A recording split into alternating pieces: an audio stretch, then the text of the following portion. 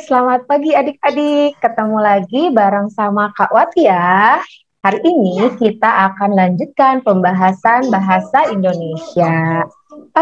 Adik-adik jangan lupa ya sebelum adik-adik mendengarkan pembahasan dari kakak, jangan lupa like, comment, and subscribe ya. Tanpa panjang lebar lagi kita langsung cekidot ke materi ya. Kakak open filenya dulu.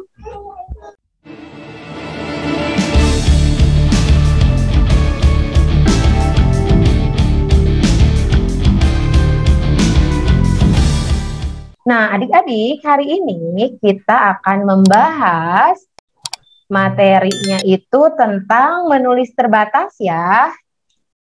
Di menulis terbatas ini yang harus adik-adik pahami, yang pertama ada paragraf rumpang, kemudian yang kedua ada ungkapan dan peribahasa, kemudian yang ketiga tentang petunjuk penggunaan sesuatu, yang keempat tentang laporan, yang kelima tentang iklan, yang keenam tentang pidato, yang ketujuh tentang kata bentukan, dan yang terakhir tentang kata baku.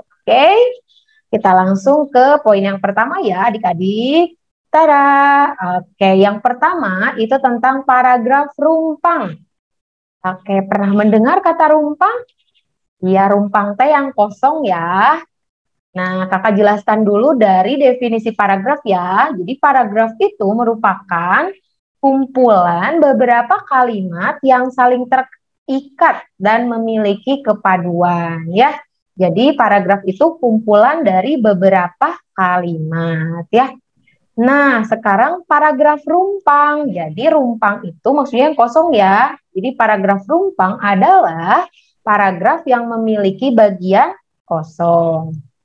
Nah, kalimat yang digunakan untuk mengisi bagian yang rumpang harus berkaitan dengan kalimat sebelum dan sesudah bagian rumpang agar paragrafnya menjadi padu. Ini adik-adik ada contoh soalnya ya.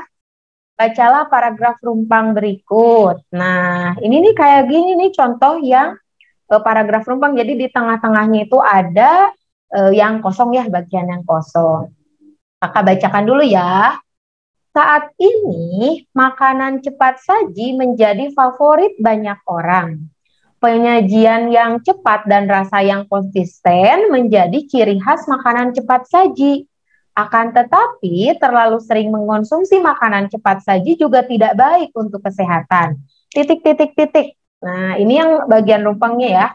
Sayur dan buah dapat menjadi antioksidan alami bagi tubuh sehingga dapat meminimalisir penyakit dalam tubuh. Ya, itu teksnya. Nah, kemudian sekarang pertanyaannya adalah kalimat yang tepat untuk melengkapi paragraf tersebut adalah A. Kesehatan menjadi hal utama yang harus diperhatikan saat memilih makanan. B.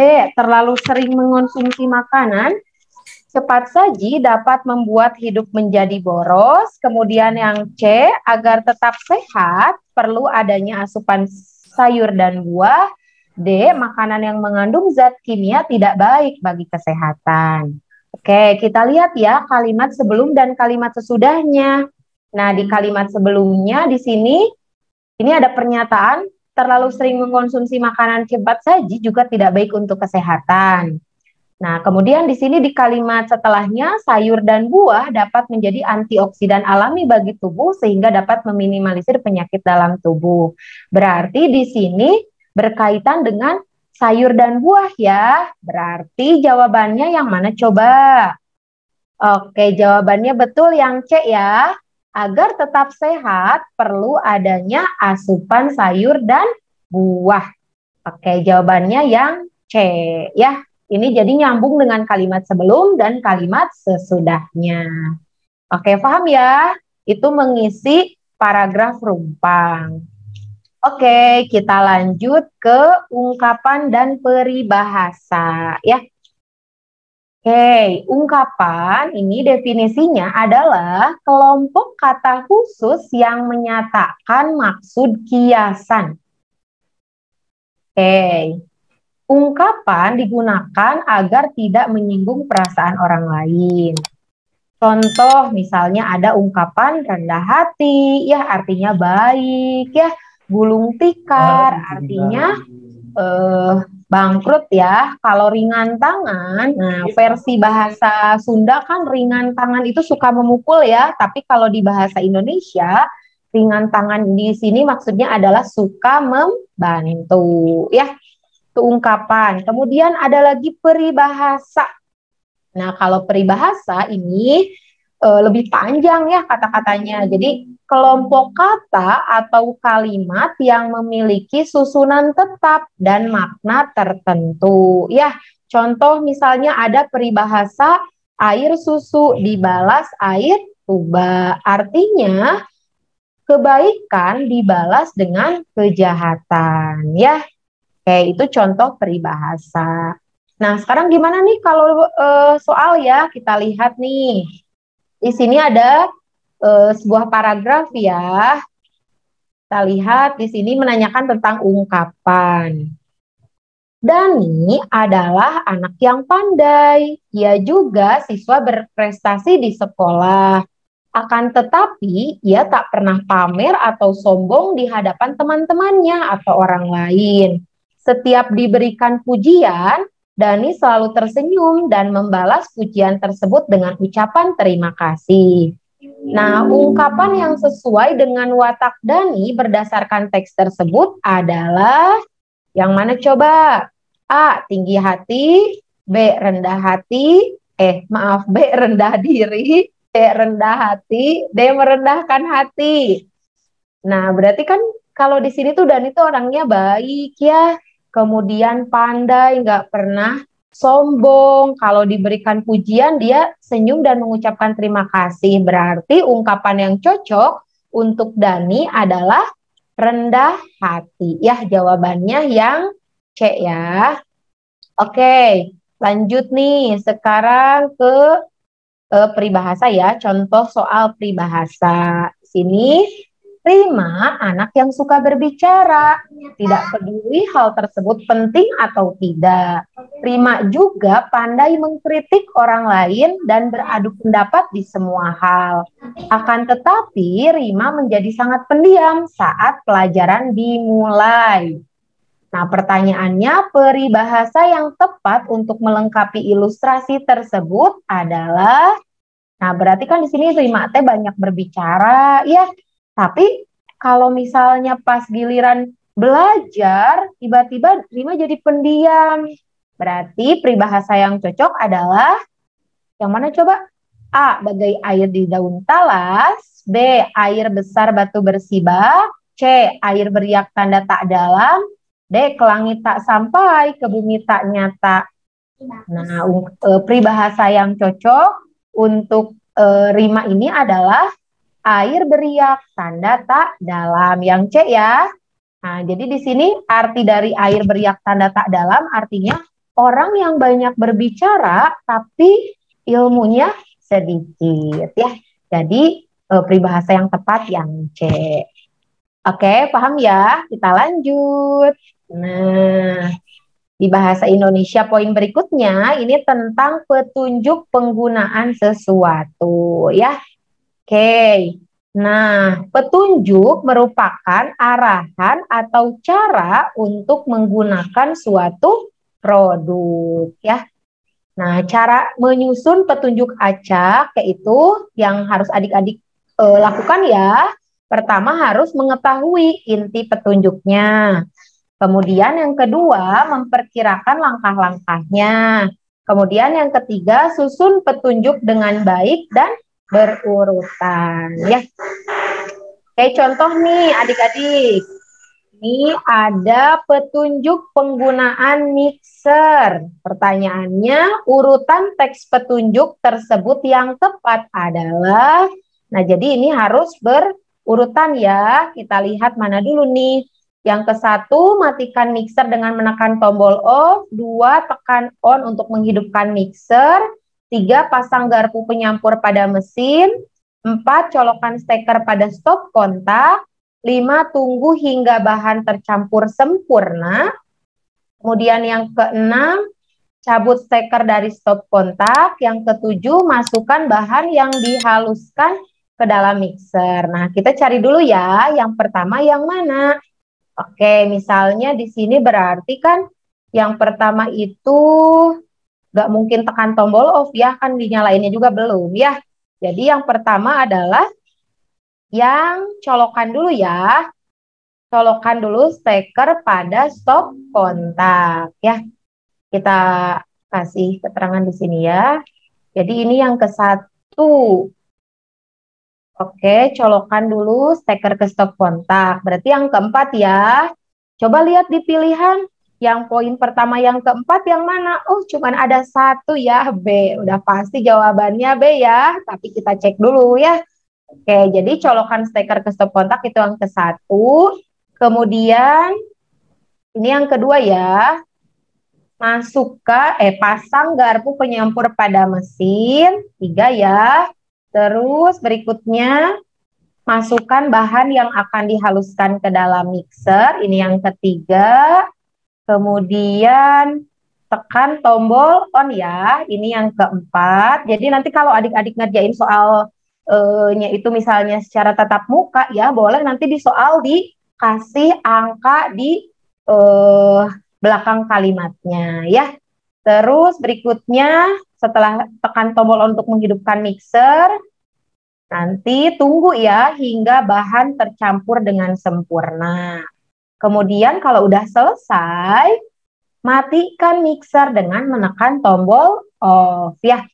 Terakhir kalau udah selesai jangan lupa cabut steker dari stop kontak ya. Jadi jawabannya yaitu 4, 3, 7, 2, 5, 1, dan 6 ya. Jadi jawabannya yang B ya. Sekarang lanjut ke soal berikutnya. Oke, sekarang masuk ke materi berikutnya ya, tentang petunjuk membuat sesuatu. Nah, tadi itu petunjuk menggunakan alat ya, sekarang petunjuk membuat sesuatu. Nah, sebenarnya sih sama aja ya kayak tadi si poin-poinnya itu. Jadi di sini si petunjuknya itu harus disajikan secara urut agar dapat dipahami dan dipraktekkan. Jadi petunjuknya itu biar runtut ya. Oke, contoh ya. Nih, ini ada petunjuk membuat nasi goreng ya. Pertanyaannya, urutan cara membuat nasi goreng yang tepat adalah, coba yang mana dulu nih? Yang pertama, setelah tercampur rata, angkat dan sajikan di piring. Yang kedua, haluskan bawang putih. Yang ketiga, masukkan nasi putih, aduk hingga tercampur rata. 4, tambahkan garam, saus tomat, lada bubuk, dan kecap manis secukupnya. 5, tumis bawang putih hingga harum, lalu tambahkan telur, aduk hingga telur tercampur dengan bawang. Yang keenam, siapkan nasi, bawang putih, garam, saus tomat, dan kecap manis dan telur. Ya, coba kita lihat nih urutan yang pertama mana dulu. Oke. Nah, kita lihat ya, kakak kasih keterangan juga di sini. Jadi yang pertama, tahap persiapannya ya, harus siapkan nasi, bawang putih, garam, saus tomat, kecap manis, dan telur. Ini yang ke satu ya. Oke, sudah disiapkan. Apalagi nih? Haluskan bawang putih ya. Oke, sudah haluskan bawang putih, lalu tumis deh bawang putihnya ya. Ini yang ketiga. Tumis bawang putih hingga harum, lalu tambahkan telur, aduk hingga telur tercampur dengan bawang. Ya, adik-adik yang suka bikin nasi goreng pasti tahu ya. Oke, terus setelah tumis bawang putih hingga harum, berikutnya masukkan nasinya ya. Masukkan nasi putih, aduk hingga tercampur rata. Ini yang keempat. Berikutnya, tambahkan garam ya, saus tomat, lada bubuk, dan kecap manis secukupnya. Ini yang kelima. Kemudian mana lagi nih? Kita lihat ya. Ini udah, tinggal yang nomor 1. Ya, ini setelah tercampur rata, angkat dan sajikan di piring ya. Jadi adik-adik boleh baca ulang ya, khawatir misalnya nanti ada yang kurang tepat. Coba kita cek ya. Siapkan nasi, bawang putih, garam, saus tomat, kecap manis, dan telur. Kemudian yang kedua, haluskan bawang putih. Yang ketiga, tumis bawang putih hingga harum, lalu tambahkan telur, aduk hingga telur tercampur dengan bawang. Masukkan nasi putih, aduk hingga tercampur rata, tambahkan garam, saus tomat, lada bubuk, dan kecap manis secukupnya. Setelah tercampur rata, angkat dan sajikan di piring. Selesai ya. Jadi mana nih yang urutannya 6? Berarti ini semuanya 6 ya. Terus yang kedua, berarti antara B dan C ya. Udah kedua yaitu kalimat kelima. Oke. Kemudian kalimat ketiga, keempat, ke-1. Ya, berarti jawabannya yang mana coba? Yang C ya. Yang ini jawabannya. Oke? Paham ya? Jadi memang untuk mengerjakan soal ini butuh ketelitian ya. Jadi harus dicek satu-satu. Ya, paham ya? Oke, sekarang kita lanjut ke soal berikutnya. Nah, untuk soal berikutnya ini materinya tentang laporan ya. Oke, biasanya adik-adik kalau sudah melakukan pengamatan atau kunjungan biasanya akan disuruh membuat laporan. Nah, kalimat laporan ini disajikan secara runtut, sistematis ya. Nah, dalam menulis laporan harus menggunakan ejaan yang baik dan benar ya. Terus pada saat membuat laporan juga harus menggunakan bahasa yang baku ya atau bahasa formal. Nah, dalam laporan pengamatan itu tercantum tanggal pengamatan, nama pengamatan, tujuan pengamatan, tempat pengamatan, dan hasil pengamatan. Nih, ada contoh soalnya nih. Nih, kita lihat soalnya susunan laporan yang tepat agar menjadi paragraf padu adalah yang mana nih? Oke, seperti biasa ya. Jadi kalau misalnya mengerjakan soal seperti ini, dibaca dulu, nanti ditentukan mana kalimat yang ke-1, kedua, ketiga, dan keempat. Ya, kayak yang pertama, hasil pengamatan menunjukkan bahwa sapi yang dijual di pasar hewan di Moro beragam dan berasal dari berbagai daerah. Yang kedua, pada tanggal 21 Juni 2019, siswa kelas 4 melakukan pengamatan di pasar hewan di Moro. Yang ketiga, berbagai jenis sapi seperti sapi limosin, sapi Brahman, hingga sapi lokal ada di sana. Yang keempat, banyak jenis sapi didatangkan dari berbagai daerah oleh para pedagang. Nah, susunan laporan yang tepat agar menjadi paragraf yang padu adalah, berarti yang mana dulu? Ingat ya, kalau membuat laporan itu tadi waktu atau tanggal melakukan pengamatan itu yang pertama ya. Jadi adik-adik boleh di sini kasih keterangan ini yang ke-1 ya. Kemudian mana lagi nih? Nah, baru ke hasil ya. Hasil pengamatan menunjukkan bahwa sapi yang dijual di pasar hewan di Moro beragam dan berasal dari berbagai daerah. Ini yang kedua ya. Nah, kemudian cari yang ketiganya nih antara kalimat ketiga atau kalimat keempat ya. Nah, yang lebih cocok yang mana dulu nih? Ini menjelaskan tentang jenis-jenis sapinya ya, sapi limosin, Brahman, dan sapi lokal. Berarti sebelum ke kalimat ketiga harus ada kalimat keempat dulu ya. Ini dulu ya. Karena di sini kan banyak jenis sapi didatangkan dari berbagai daerah oleh para pedagang. Terakhir baru deh yang ini. Berbagai jenis sapi seperti sapi limosin, sapi Brahman, hingga sapi lokal ada di sana ya. Jadi jawabannya nomor 6 ini adalah yang A ya di jawabannya. Oke? Ya, sip. Sekarang lanjut lagi. Nah, berikutnya tentang iklan. Nah, adik-adik pasti tentunya sudah sering kali ya melihat dan menyaksikan iklan, baik itu di media elektronik maupun di media cetak ya. Nah, definisi iklan, iklan adalah informasi penawaran produk atau jasa yang ditujukan kepada masyarakat luas. Nah, tujuan dari iklan adalah mengajak masyarakat luas untuk menggunakan produk atau jasa dan atau melakukan suatu gerakan, ya.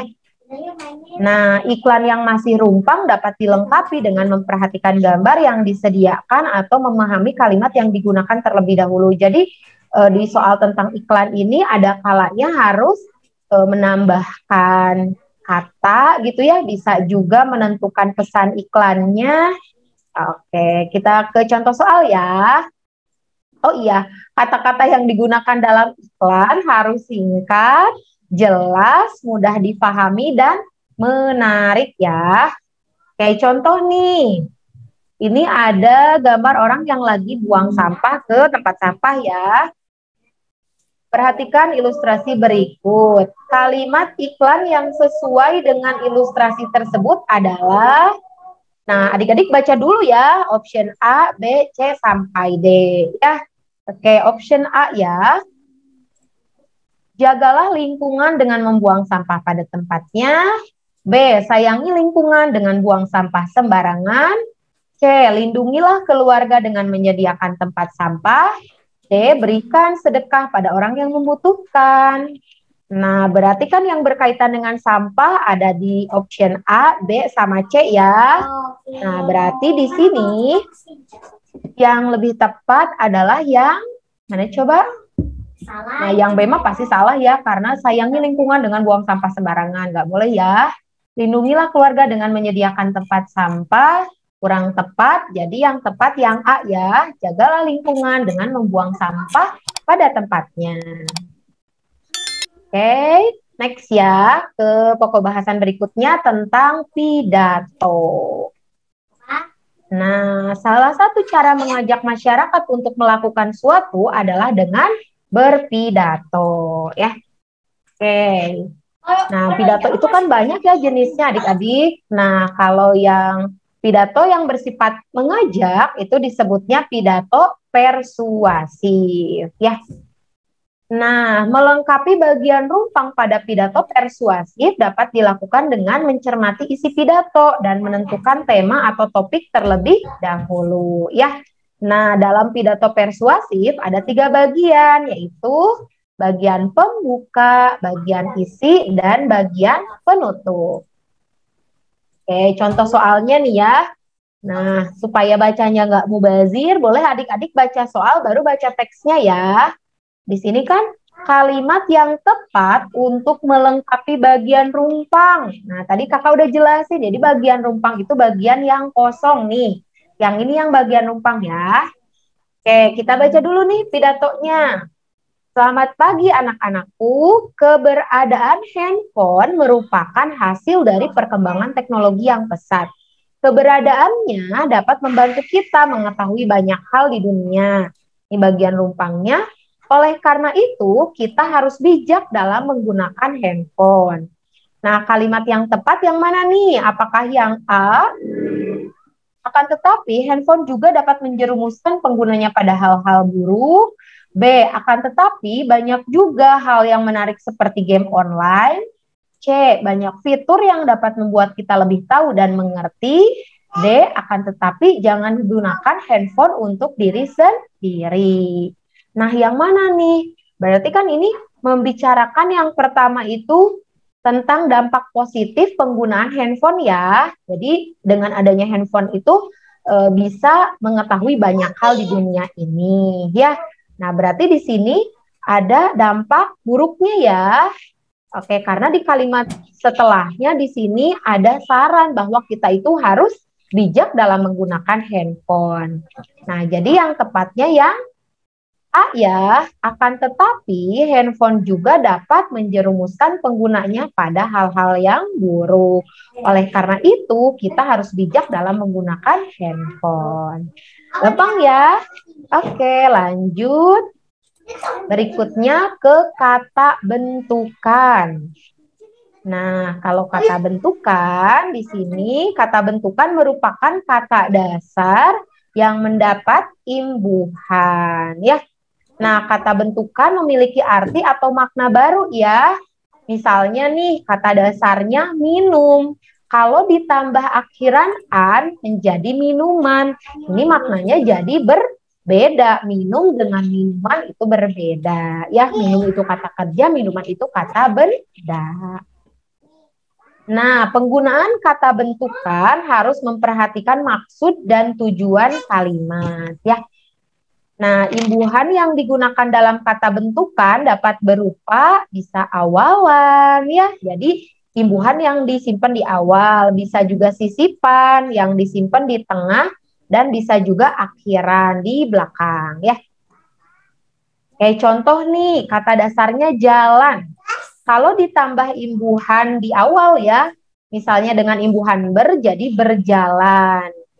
Oke, terus ditambahkan imbuhan me sama kan, jadi menjalankan. Ditambah imbuhan disamakan menjadi dijalankan. Ya. Oke, ini ada contoh soal nih adik-adik. Nah, bacalah paragraf rumpang berikut. Kita lihat soalnya dulu. Kata bentukan yang tepat untuk melengkapi paragraf tersebut adalah titik-titik. Yang mana ya? Pembakaran, membakar, terbakar, atau dibakar. Kita baca soalnya. Polusi udara berbahaya bagi pernafasan. Asap-asap yang berasal dari kendaraan dapat menyebabkan sesak napas.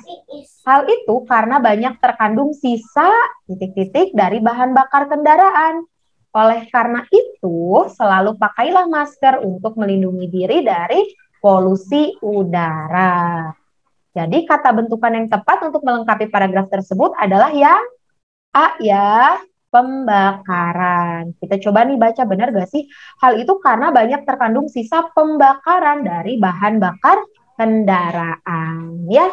Jadi kata bentukan yang tepat menggunakan imbuhan pesamaan ya. Jadi pembakaran. Jadi jawabannya yang A ya adik-adik. Paham ya? Oke, terakhir nih tentang kata baku. Nah, di menulis terbatas ya, kata baku ini merupakan pokok bahasan yang terakhir. Kata baku adalah kata yang sudah disesuaikan dengan Pedoman Umum Ejaan Bahasa Indonesia atau PUEBI ya. Nah, kata baku ini sudah tercatat dalam KBBI atau Kamus Besar Bahasa Indonesia. Nah, ini kakak ada contoh kata baku dan tidak baku ya. Nah, ini contohnya nih. Ada kata kemis, orang Sunda ya biasanya Senin, Selasa, Rebo, Kamis, Jumat, Sabtu. Nah, kemis ini tidak baku ya. Kata bakunya adalah Kamis ya. Kemudian ada kata nomor ya, nomor. Nah, itu tidak baku, kata bakunya adalah nomor ya. Kemudian antri, ini kita biasanya sebutnya antri padahal kata bakunya adalah antre ya. Kemudian nasihat, itu juga tidak baku, yang bakunya adalah nasihat. Ingat ke nasi ya, nasihat. Kemudian apotik, ini juga tidak baku, kata bakunya adalah apotek. Kalau kasih ingatnya ke pekerjaan apoteker, berarti kan kata dasarnya apotek ya, jadi yang bakunya apotek. Kemudian lembab, ini juga tidak baku adik-adik, kata bakunya adalah lembab ya. Kemudian standar, ini tidak baku, kata bakunya standar, nggak usah pakai huruf S ya. Oke, kita ke contoh soal ya. Nah, ini kata baku yang tepat untuk melengkapi paragraf tersebut adalah di sini nenek tidak pernah lupa membawakan titik-titik-titik jika berkunjung ke rumahku di Subang ya. Nah, yang mana sih yang kata bakunya? Oke ya, cendera mata. Cendera mata itu oleh-oleh ya.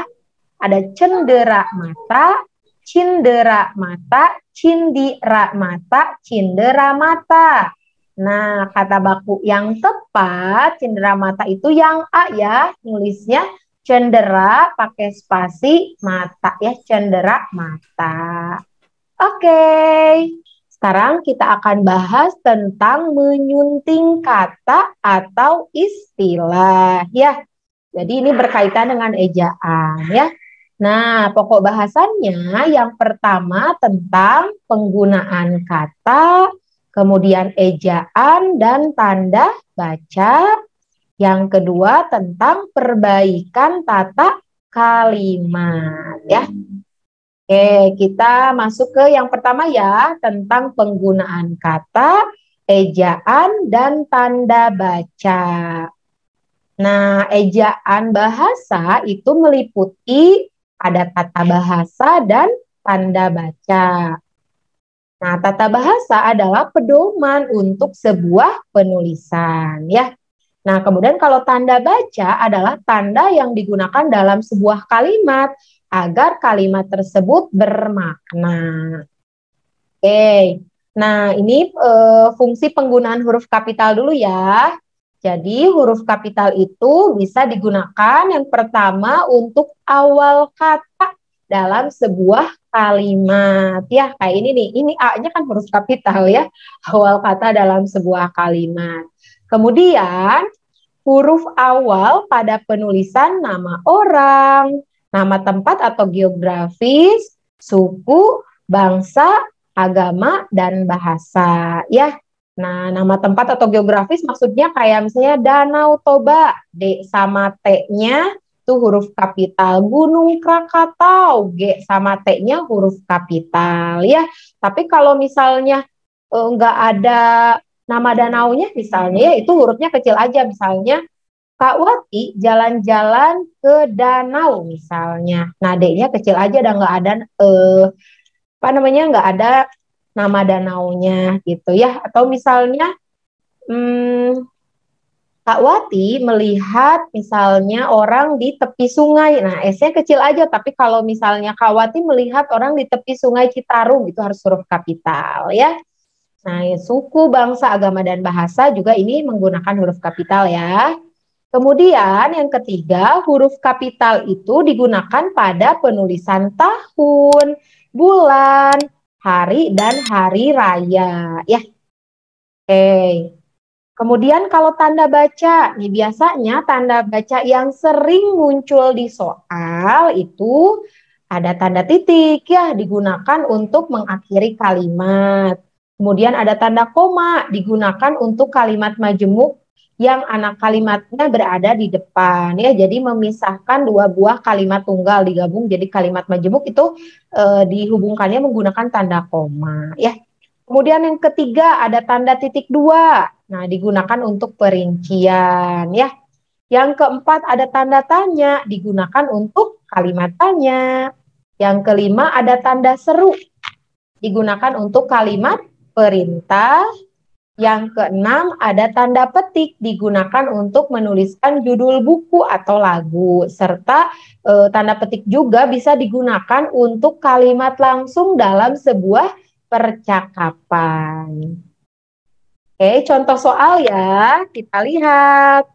Nah, ini nomor 1, kalimat yang menggunakan huruf kapital dengan tepat adalah, ini maaf ya typo ya, huruf, maksudnya huruf ya. A, pada hari Rabu 15 Januari 2020, Pak Budi berkunjung ke panti asuhan. Ini kalimatnya semua sama ya, tapi kita harus teliti ini untuk tanda bacanya ya, tanda baca dan juga huruf kapitalnya. Ini semuanya pada hari Rabunya, P-nya ini awal kalimat huruf kapital semua ya. Kemudian Rabu juga huruf kapital semua, Januari huruf kapital semua, Pak Budi. Nah, ini lihat hati-hati ya. Yang A Pak Budinya kapital, yang B Pak Budinya kapital, yang C nih Pak Budinya P-nya kecil ya. Ini juga P-nya kecil. Harusnya karena ini Pak Budi di sini adalah sapaan, jadi Pak-nya ini harusnya huruf kapital. Berarti yang C sama D kurang tepat ya. Berarti kita pilihannya antara A dan B nih. Nah, jadi ke panti asuhannya ini harusnya menggunakan huruf kapital atau enggak? Nah, di sini panti asuhannya tidak disertai nama panti asuhannya ya. Jadi nggak harus menggunakan huruf kapital. Jadi jawaban yang tepat yang A ya. Pada hari Rabu 15 Januari 2020, Pak Budi berkunjung ke panti asuhan ya. Terus tanda bacanya nih ya. Setelah Rabu ini untuk memisahkan hari dan tanggal pakai koma ya. Terus ini pada hari Rabu 15 Januari 2020 juga pakai koma lagi ya untuk menghubungkan anak kalimat dan induk kalimat ya. Itu ya, jadi penggunaan huruf kapital yang tepat itu yang A ya jawabannya. Oke, sekarang tentang penggunaan tanda baca ya. Penggunaan tanda baca pada kalimat berikut yang sesuai dengan kaidah bahasa Indonesia adalah, nah kakak bacakan dulu kalimatnya ya. Kata ibu, jangan makan terburu-buru, nanti kamu bisa tersedak. Oke, yang mana ya? Nah, berarti ini adalah kalimat langsung nih adik-adik. Jadi kalau kalimat langsung tadi ya menggunakan tanda petik ya. Wah, ini dari option A, B, C, D semuanya juga pakai tanda petik ya. Oke, berarti di sini lihat nih setelah kata ibu ya ada yang pakai tanda titik, koma, titik dua sama koma. Nah, untuk memisahkan ya kata ibu dengan kalimat langsungnya, kalimat yang diucapkan sama ibu harus menggunakan tanda koma. Oke ya, berarti jawabannya antara B sama D ya. Yang A kan pakai titik berarti salah. Yang C pakai titik dua berarti salah juga ya. Berarti yang mana nih? Kata ibu, koma, jangan makan terburu-buru, koma, nanti kamu bisa tersedak. Nah, karena di sini ada perintah ya, berarti tanda baca kalau misalnya ada kalimat perintah, itu pakai tanda seru atau tanda titik? Ya, betul, pakai tanda seru ya. Jadi, di sini antara B sama D beda di akhirnya ya. Kalau yang B mah pakai tanda seru, kalau yang D mah pakai tanda titik. Jadi, yang lebih tepat yang Bandung. Yang B ya, kata ibu jangan makan terburu-buru, nanti kamu bisa tersedak. Sip, ngerti ya? Oke, lanjut. Nah, berikutnya tentang perbaikan tata kalimat. Nah, tata kalimat sama dengan struktur kalimat. Struktur kalimat umumnya terdiri atas subjek atau kita singkat S, predikat kita singkat P, dan objek kita singkat O. Ya, jadi umumnya subjek, predikat, objek. Tapi ada juga yang subjek, predikat, objek, keterangan ada. Ya, tapi pada umumnya SPO. Nah, struktur kalimat yang paling sederhana terdiri atas subjek dan predikat. Ya. Nah, berikutnya dalam menyusun kalimat juga harus menggunakan kalimat yang efektif ya. Jadi kalimat efektif itu kalimat yang ditulis sesuai dengan PUEBI, Pedoman Umum Ejaan Bahasa Indonesia. Nah, ciri-ciri kalimat efektif apa? Satu, memuat unsur kalimat minimal ya, harus ada subjek dan predikatnya. Ya, subjek itu berarti pelakunya ya, tokohnya, predikat pekerjaannya. Kemudian yang kedua, harus hemat kata ya, artinya tidak boleh ada pemborosan kata. Ya, misalnya Fauzan rajin belajar agar supaya pintar. Nah, itu tidak hemat kata ya karena ada agar supaya. Jadi cukup pilih salah satu aja ya. Nah, jadi hilangkan kata-kata yang bermakna yang mengandung sinonim gitu ya, agar supaya itu harus dihilangkan ya. Terus yang ketiga, maknanya harus tepat. Yang keempat, adanya kelogisan bahasa. Dan yang kelima, menggunakan ejaan dan kaidah kebahasaan yang baku ya. Jadi menggunakan kata-kata yang baku. Oke, contoh nih. Contoh soal. Bacalah paragraf berikut. Pertanyaannya, perbaikan kalimat bercetak miring agar membentuk kalimat efektif adalah, oke, kita baca dulu nih yang dicetak miring yang ini ya. Hutan pinus di daerah Gogoniti dimanfaatkan para seluruh masyarakat sebagai tempat pariwisata. Nah, itu yang kalimat yang dicetak miringnya ya. Di sini ada kata-kata yang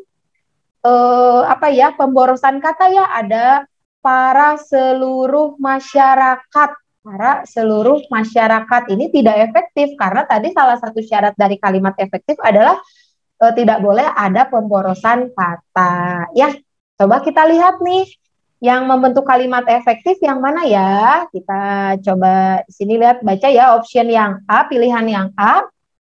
Hutan pinus di daerah Gogoniti dimanfaatkan masyarakat sebagai tempat pariwisata. Yang B, hutan pinus di daerah Gogoniti dimanfaatkan seluruh masyarakat sebagai tempat pariwisata. Yang C, hutan pinus di daerah Gogoniti dimanfaatkan para masyarakat sebagai tempat pariwisata. Yang D, hutan pinus di daerah Gogoniti dimanfaatkan para seluruh masyarakat sebagai tempat pariwisata. Ya, jadi di sini untuk kata masyarakat, masyarakat itu udah maknanya banyak ya. Jadi nggak usah menggunakan kata seluruh, nggak usah menggunakan kata para ya. Jadi yang B ini kurang tepat ya karena ada kata seluruh. Yang C juga kurang tepat karena ada kata para. Yang D, wah ini pemborosan kata banget ya. Ada kata para, ada kata seluruh. Jadi kurang tepat juga. Jadi yang tepat kalimat bercetak miring agar membentuk kalimat efektif adalah yang A ya. Hutan pinus di daerah Gogoniti dimanfaatkan masyarakat sebagai tempat pariwisata. Yang A ya jawabannya. Oke adik-adik, sudah selesai ya. Terima kasih banyak. Semoga ilmu yang kakak sampaikan bermanfaat, mudah dipahami ya. Jadi intinya adik-adik kalau mengerjakan soal-soal bahasa Indonesia, itu kuncinya harus teliti ya. Jadi baca dulu option A, B, C, dan D ya. Terus jangan malas baca ya. Karena hampir setiap soal di dalam bahasa Indonesia itu pasti ada teksnya, ada bacaannya ya. Sukses buat adik-adik kelas 6 yang akan melaksanakan ujian bahasa Indonesia ya. Semoga mendapatkan hasil yang terbaik ya. Sekian dari kakak, sampai jumpa di lain kesempatan ya. Dadah.